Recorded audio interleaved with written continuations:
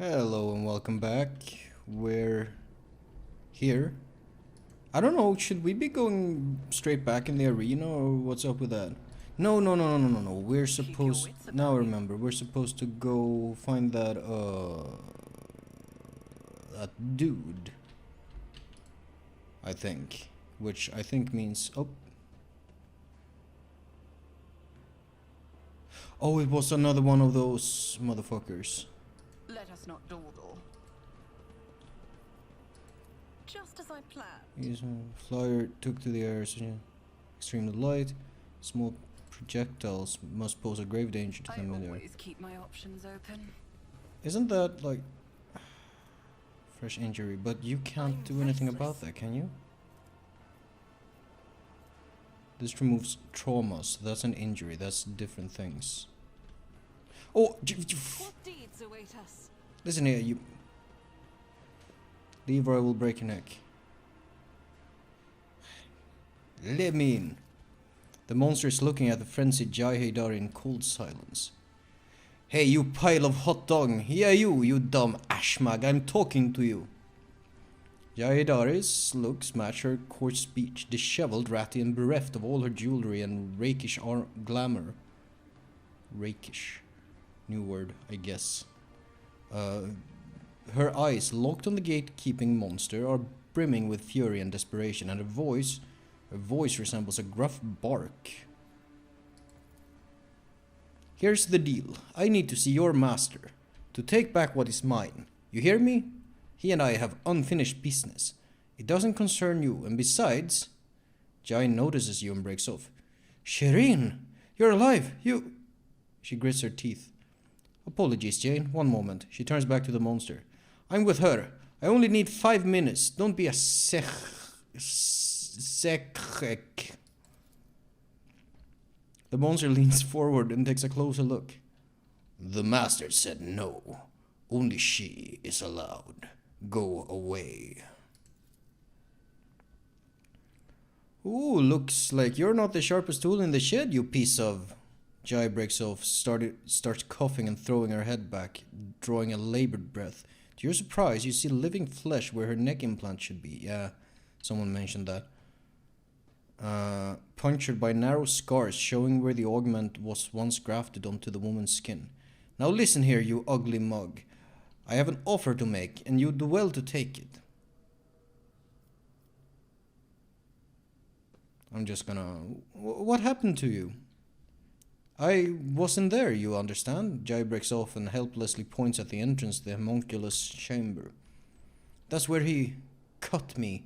The many-armed ashmag took away my breath. He started by cutting off my head, but I was alive and conscious. I hung from the wires and watched what he did to my body. He took out the implant, the throat, the lungs, the whole thing. Then he grabbed a chunk of flesh, messed with it, sewed it into place, and everything came back. Jai is overcome by a hacking cough. Flecks of blood on her hands when she draws them away from her mouth. I'm dying, Jane. Jane, I'm dying again.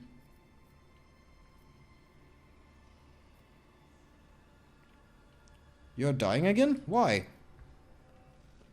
It is the Karsina, Shireen. Jai spits out the word and shuts her eyes tight as if the word itself could hurt her. Karsina. Cancer? It seems we have much to discuss, Jai. Jai guiltily lowers her head. We sure do, Jane. I guess the rip-roaring yarn about the princess from a desert planet won't cut it anymore. But I'm begging you. Yarn? Was that a lie? The woman raises her head and looks at you, eyes glistening with tears. Later, okay? I need to see the homunculus. I need my implant. Don't let me die the way the rest of the mine rats do. Not that way, Shireen. Anything but that.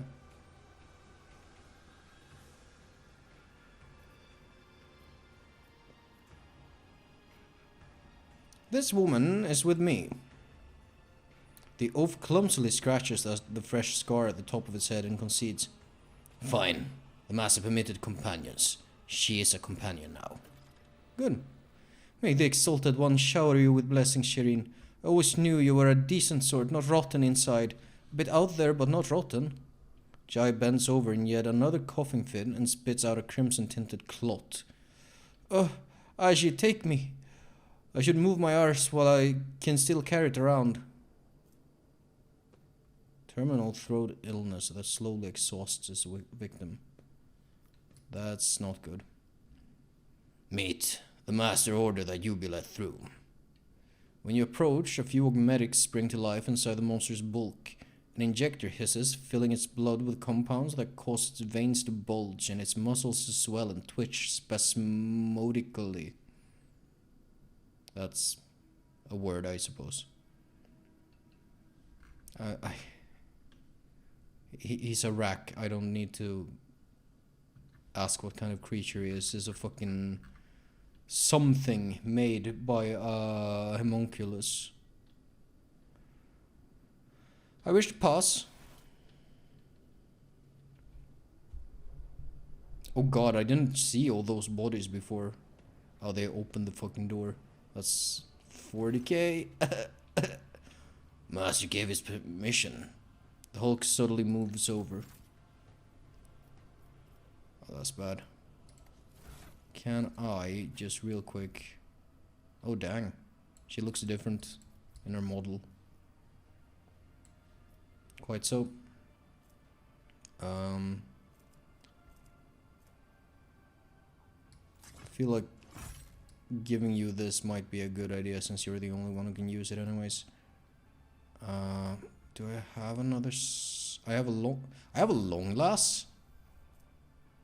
Why the fuck am I using a sniper rifle if I have a long lass? Oopsie daisy, I'm great at video games, don't you know? Maybe I just got it. I hope I just got it.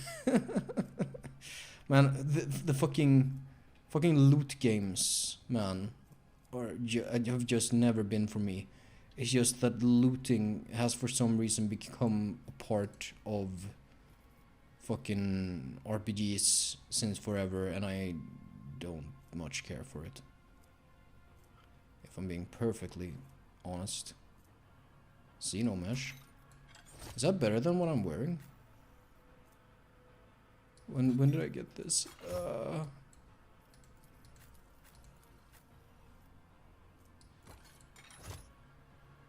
But you can't wear that. No, you can't. We have, in fact, nothing you can wear.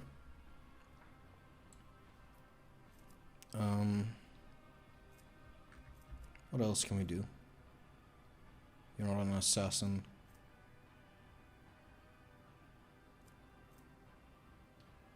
Hold on the... no. Parry when using swords. I think that's better in the long run. Psi rating.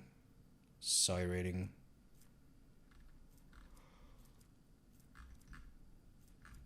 I think that's about it.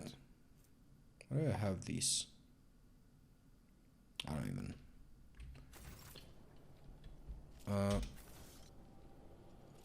let me quick save.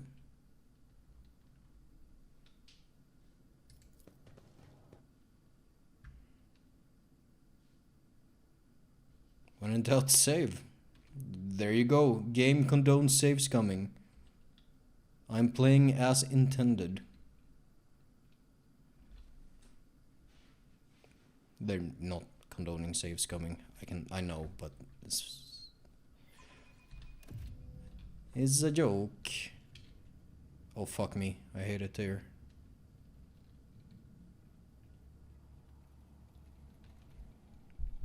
And I cannot fucking wait to be out of fucking Komorach.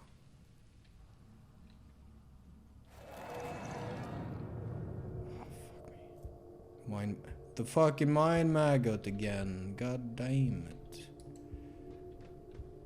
Lambsmith rings. This place fucking sucks, dude. You know, no.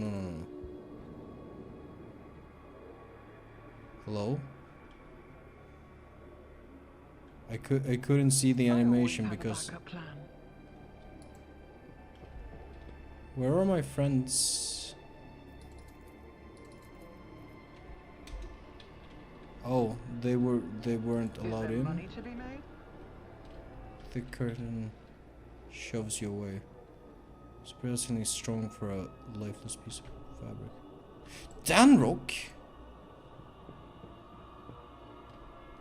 Wait. Huh? Okay, these are fucking visions that aren't real. Raver. Can I? I can't. Keep your wits about you. Oh, there's like an effect on the voice as well. Man, this place sucks, dude.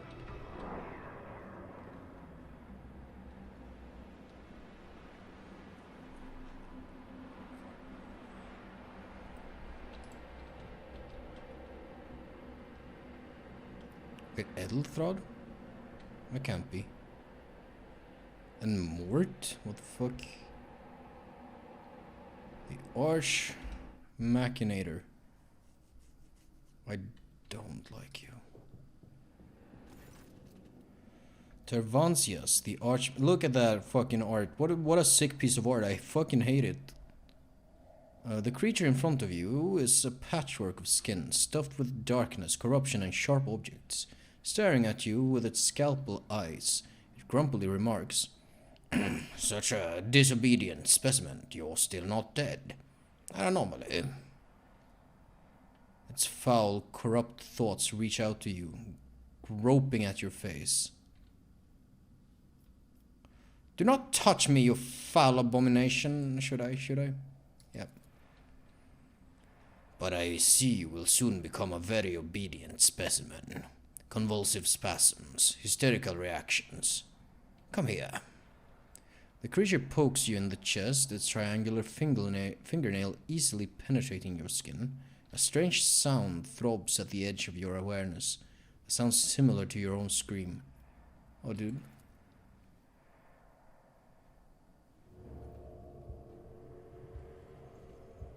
Oh, fuck. Wait, there's my friends. When did they get here? It's fine. A grotesque spider-like figure looms over you. Its limbs wave frantically, chittering and... Wait. There's a bunch of people here. Okay.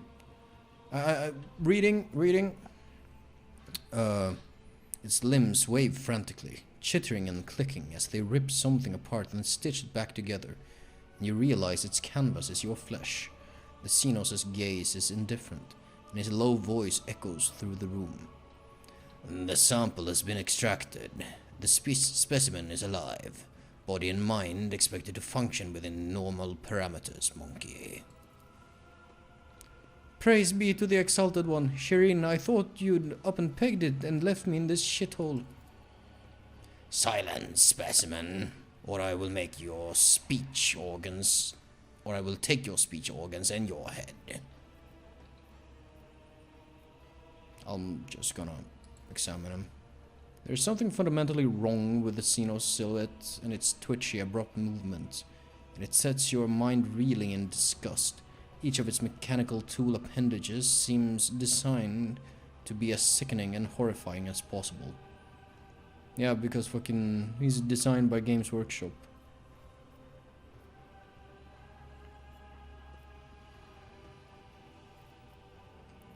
What happened to me? "The control worm in your nervous system detected my proximity. It signaled it was dying by injecting a lethal dose of hallucinogenic euphorians into your bloodstream. A resourceful individual." "That thing in my head is your pet?" Drakari holds up the pale maggot, the same one you saw in Marajai's hands.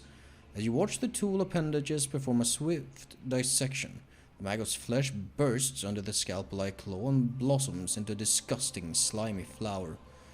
The Xenos' slow manner of speaking creates an unnerving dissonance with the frantic movements of his limbs. "I grew this specimen specifically for you, monkey. During your interrogation, it intoxicated your feeble senses to limit unnecessary resistance. What a curious experiment it was. I usually extract control worms from specimens posthumously. You possess a degree of bodily fortitude. I usually don't. The Xenos suddenly lets out a spiteful cackle, a surprisingly lively reaction for such a cold creature. Which made for an unpleasant surprise for Dracon Marajai. Former Dracon, that is. That foolish whelp expected less of you, and you humiliated him. You were in the trial and humiliated Marajai in front of the Council of Archons. It gave me something to think about. A good specimen.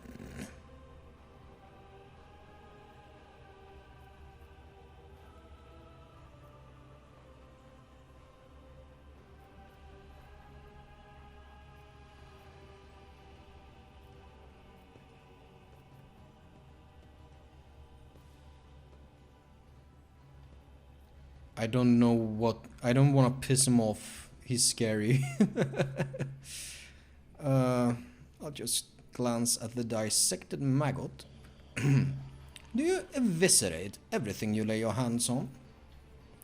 Evisceration is one aspect of my most respected art. His scalpel fingers scrape together with a hushed metallic shriek. I'll just say nothing, dude. The Xenos thoughtfully clicks his appendage, studded with dozens of needle-thin stingers. Are you Tervan... Oh, so... fuck. That's my voice, goddammit. Are you Tervantius? You are absolutely correct, specimen. I am Tervantius, the arch-machinator, homunculus and the conductor of this place that staggers the imagination and soul. My anatomical opera. That's... I enjoy the fact that the name lined up like that.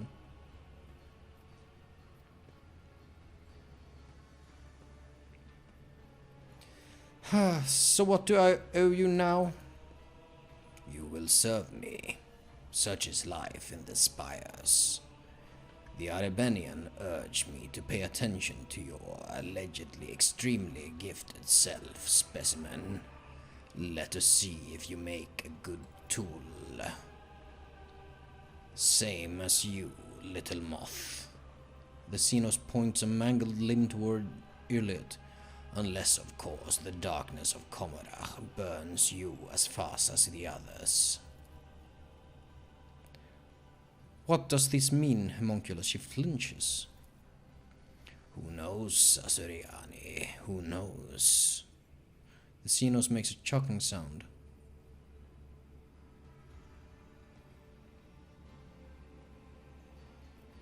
You, a Drakari, would do business with a human? How remarkably open-minded. Do business? The homunculus looks puzzled. I will do no business with you. I will use you. You survived a battle in the arena, which means you have uncommon parameters for your kind. You are a lesser organism, true, but the towering heights of my wisdom make it difficult to distinguish between your inferiority and the inferiority of most of my kin. What exactly did this Arabenian tell you about me? The Xenos lets out a strange sound that almost resembles a scoff. This information should not burden your undeveloped mind. The Arabenian told me enough to give you the chance to enter my anatomical opera. That is all you need to know. What do you want from me? You will return to the arena of the Fatal Thirst. You will kill a few of the witch's fosterlings for me. You might even spill the blood of one of the Bloodstain's proselytes. The homunculus looks past you as he delivers his imperious speech. They are long overdue, a small lesson in humility. They have forgotten their place. They lack respect. They do not appreciate my work. They fail to recognize my authority. Still staring into the distance, he continues to list his grievances with maniacal thoroughness.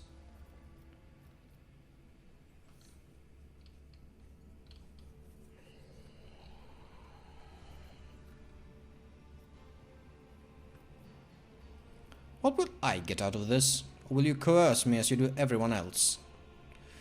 Coercion will be more than enough. If you disobey, I will turn you into material for my creations and ensure that you feel and are aware of every manipulation performed on your flesh. But if you do what I tell you to do, I will let you live for a while longer. Cooperation will increase your odds of survival. As long as you continue to be of use, I will maintain your organic parts and perhaps even let you play with some of my less significant samples.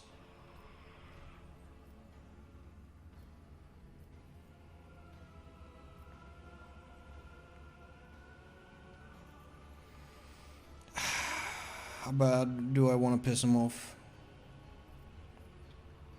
Fuck. Choke on your own ichor. Inhuman, I will not be complicit in your foul schemes. A sharp claw touches your chin, pierces your skin, and finds an imperceptibly thin nerve, and your body convulses in pain. This response is unacceptable. Focus, monkey, or I will make you into either a rack or a divan on which I host orgies. You will be far more useful in either of those forms. An inaudible yet deafening sound invades your mind. Your eardrums are ready to burst. The only sound you can hear is the Xenos limbs chittering and his ice-cold voice. Abandon any illusion of choice. You will do my will. And if you stop resisting and start behaving like a good specimen, you may eventually receive my help in escaping Komorar. You hear a shout and the sound of someone moving behind you, but the homunculus points his claw directly at your eyes and all goes quiet. The monster turns his gaze on your companions. Intervening would be inadvisable, servants. This specimen and I are having a conversation.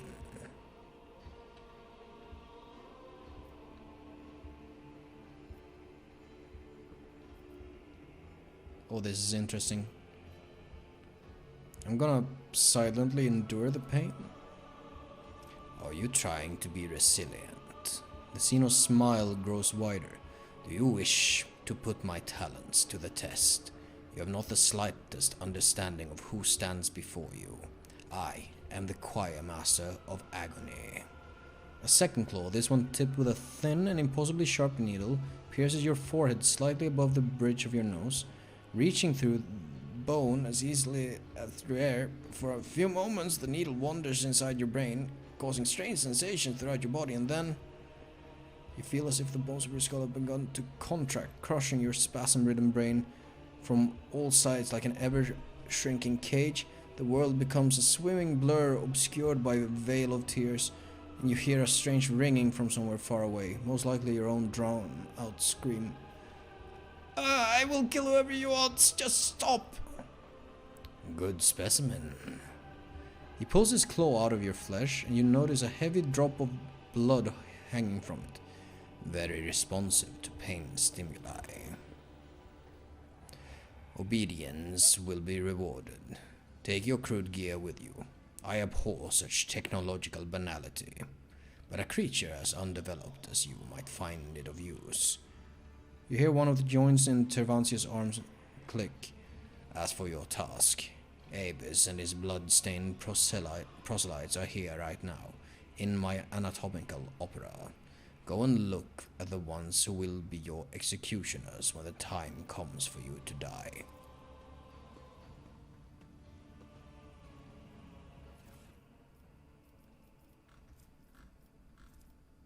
Oh, this is all my stuff.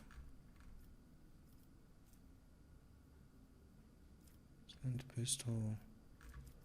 Oh, this is the stuff I need. These are all things that are going... Honestly, all of this can probably go as like 8 bolters. I'm gonna grab the bolters.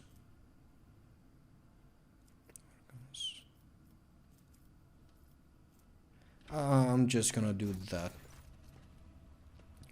The sheer primitiveness of your technologies. Go, specimen. Deliver Tervancia's message of blood to the arena witches. The homunculus gestures imperiously at the exit. I would like to speak with you about a member of my retinue who was delivered to you. Which specimen in particular interests you? My navigator Cassia was with me when we were captured. Where is she now? The female with an exceptionally strong connection to the Veil, as well as a number of rare monkey mutations, most notably a third eye. I am studying the influence of complete isolation from the Veil and the outside world on the specimen's abilities, sanity, and physical condition. She no longer screams inside her reservoir, but she is certainly still alive, and I am not yet ready to conclude the experiment. I'm looking for Heinrichs, my companion. The monkey male with a consistent connection to the Veil, beautiful endurance for pain. His stubbornness produces high-grade essences of torment, positively frothing with agony. Wait until he is expended, and you may have whatever is left. Those from my retinue deserve better than to be confined by you. Relinquish them. Why would I, specimen?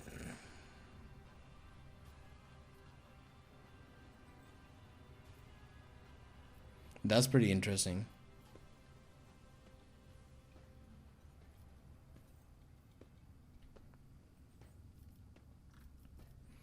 With a full escort, I would have better chances of succeeding and contributing to your plans.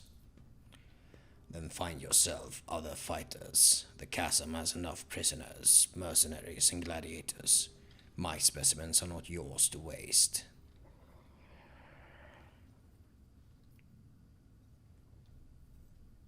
I don't want to try that. Press your weapon to the base of your own jaw. Unless you want to lose a valuable specimen, you will release my companion immediately. What a confident specimen. A thin smile spreads across his lips. Do it. Kill yourself. I can always reanimate your body. But will I?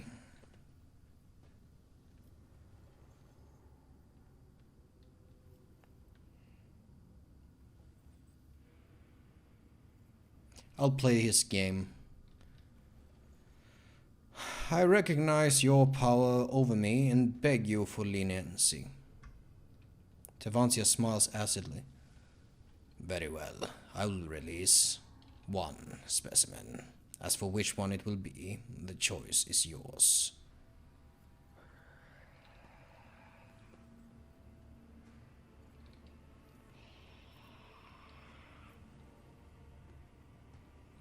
He's not gonna play this game.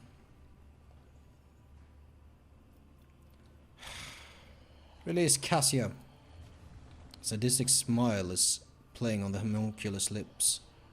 Yes, I wonder what effect this will have on the rest of the specimens once they learn of your decision.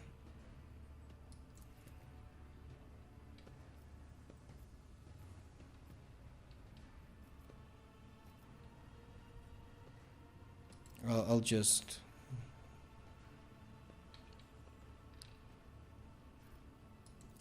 Here's your lore dump about what the fuck homunculus, what they are.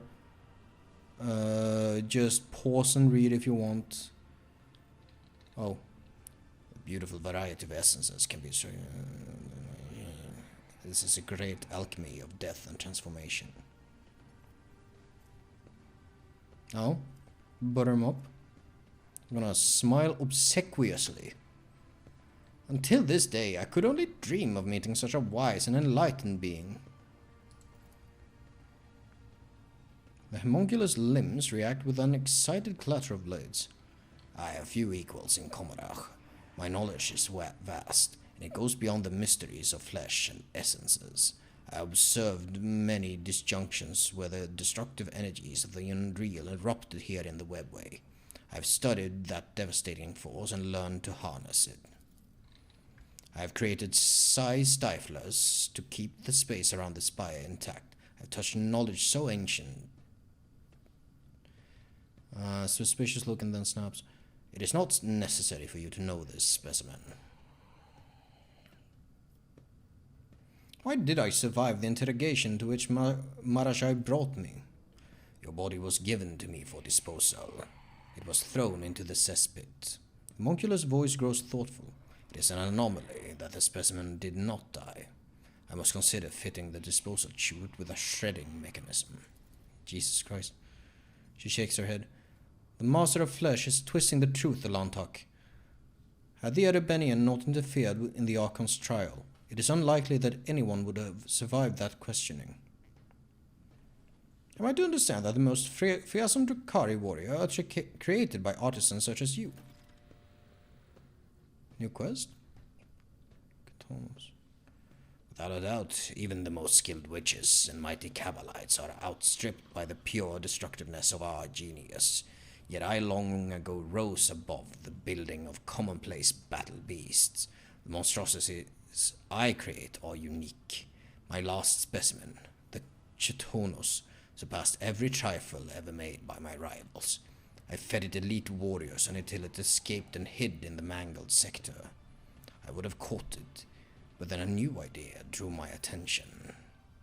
At present, I am working on a grotesque of previously unknown power built from the most exquisite and exotic body parts from strong fighters. Specimen, should you ever see the corpse of a fine warrior or a mighty creature lying at your feet, cut out the best part and bring it to me.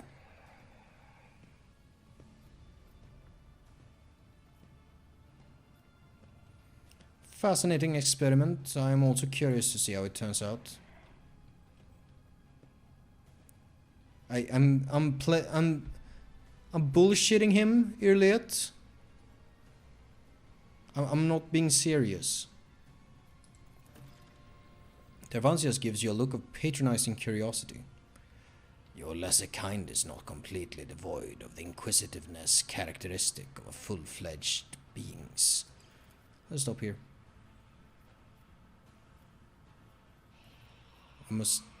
I must take my leave. Hold a moment. Off on your merry way, are you? Well, good for you, but what about me and my Ajidam problem? Oh, is that what I didn't... Okay.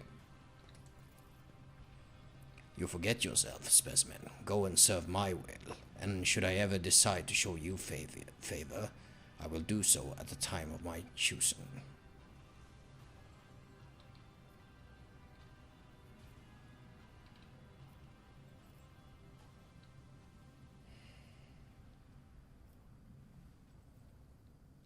My success benefits you. It is reasonable for you to help me. Waves you off in irritation. If you are unable to make yourself useful, I would rather wait for you to die and find myself a better tool. You should be worthy of my attention, not a drain to it.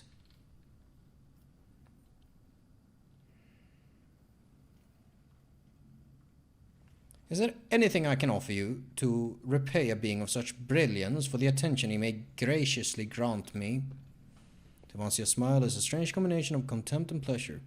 Your paltry possessions do not interest me. If you had something that could intrigue a master sculptor such as I, perhaps a remarkable piece of organics, then I might grant you a few short moments of my time.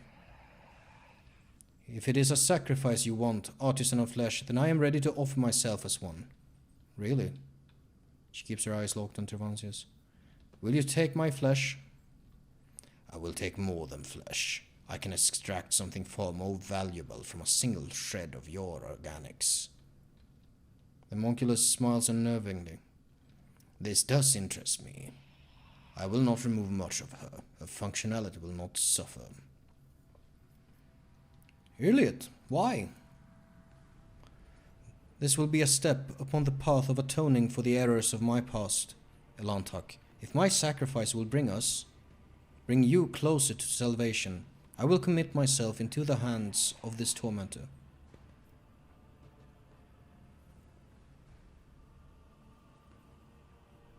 I guess. Accept your payment. She is yours. Tevansius produces a device fitted with an unusually long needle.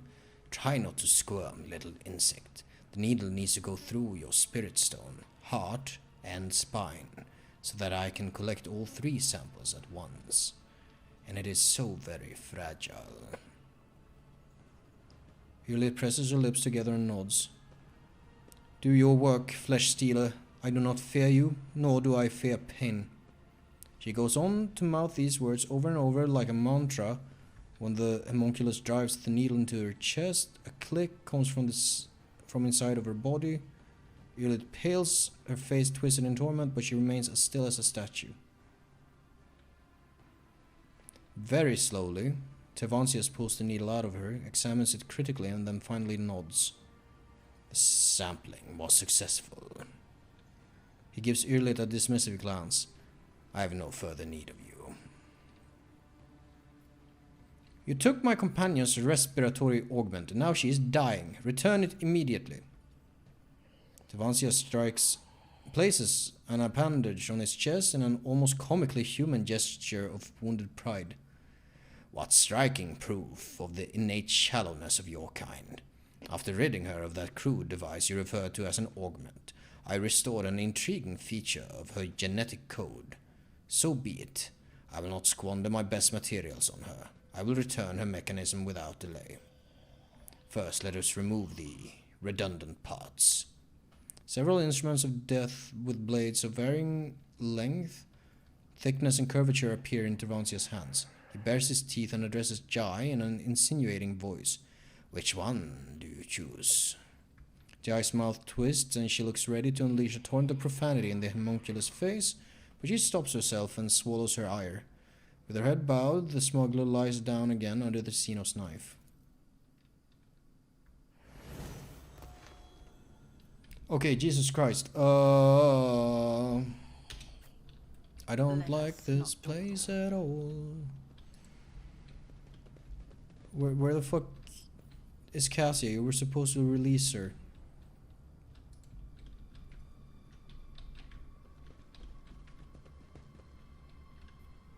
Can I interact with things?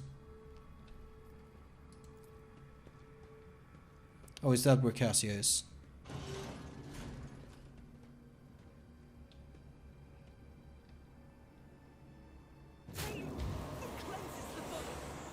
Oh shit.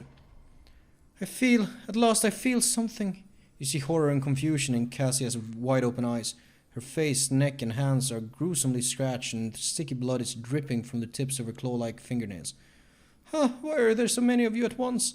Red, black, violet, scarlet, yellow, dark maroon, away with you! Stop swarming my thoughts! Oh god, can you stop?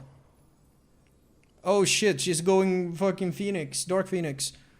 Cassia clutches her head again, this time covering her third eye, but you can already feel the breath of the warp coming from its gaze. Jane, I cannot control it. The power flowing through Cassia's fragile body makes your head swim and your hair stand on end. Okay. Your body's burning as if you have been doused with a vat of molten plasteel, and your head is steaming. Every breath is a struggle. Your gorge rises. You have survived being exposed to the navigator's open eye, but will your body and mind hold if it occurs again? Cass, a light of my eyes. You are stronger than this. You hear me? Fight it. Fight it, my pale-faced Chirin.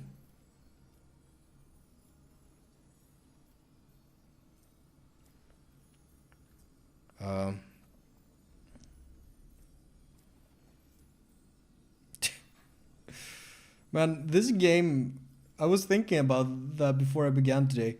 This game, more than any game I've ever played, is so ready to let you just murder your friends. Cassia, the worst part is over. I am taking you away from this place. Cassia struggles to focus her eyes on you.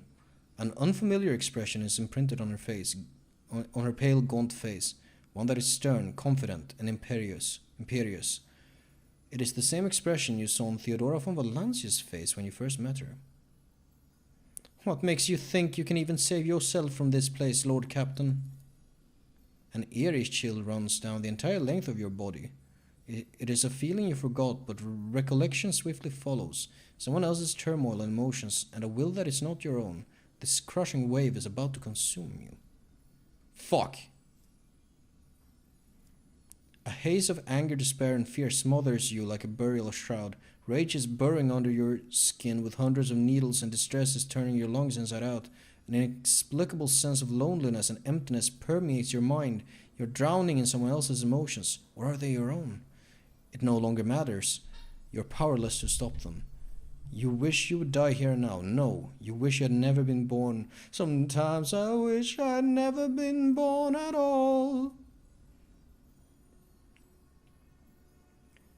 Am I persuading myself?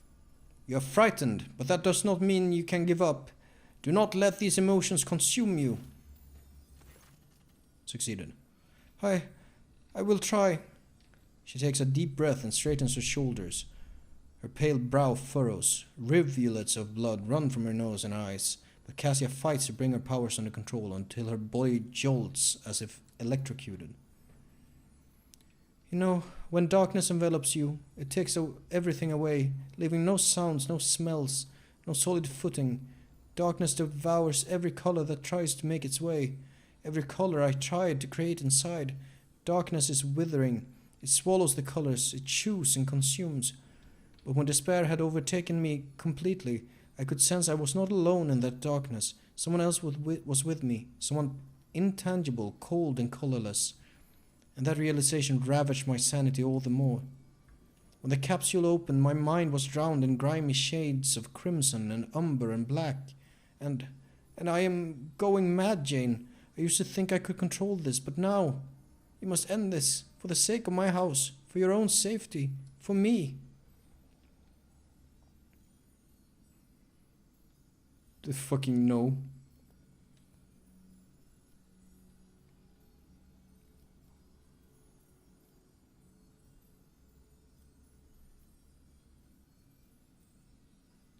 Jesus. Whatever happened to you, we can make it right. Put your trust in me. I wish I were half as confident and courageous as you, Lord Captain. A weak smile crosses Cassia's pale lips and she shakes her head. Cassia closes her eyes and the tremors in her body, I don't know why I read upper body, taper to a stop. With a wary movement of her hand, she adjusts her forehead adornment, taking care to cover her navigator's eye. You no longer feel the menace that was emanating from her a moment ago. Thank you. Your words, they helped. I feel better already. What? Fucking Jesus Christ.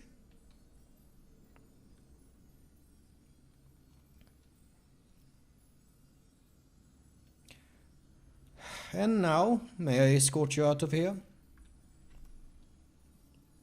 She, glancing nervously at the homunculus artifact, she nods courteously. I would be honored, Lord Captain, if I might ask you to lead the way. Oh, cool. Always keep your eye on the prize. So I have one injury. Man, I gotta cut it here. We're gonna do some leveling up. We're gonna do some I don't know. Where the fuck is Heinrichs at? Is he gonna be over? That's not Heinrichs. I don't know if I can get here in any way. Part of me kind of wants to just mess him up. Always have a backup plan. Oh fuck, no. I haven't saved.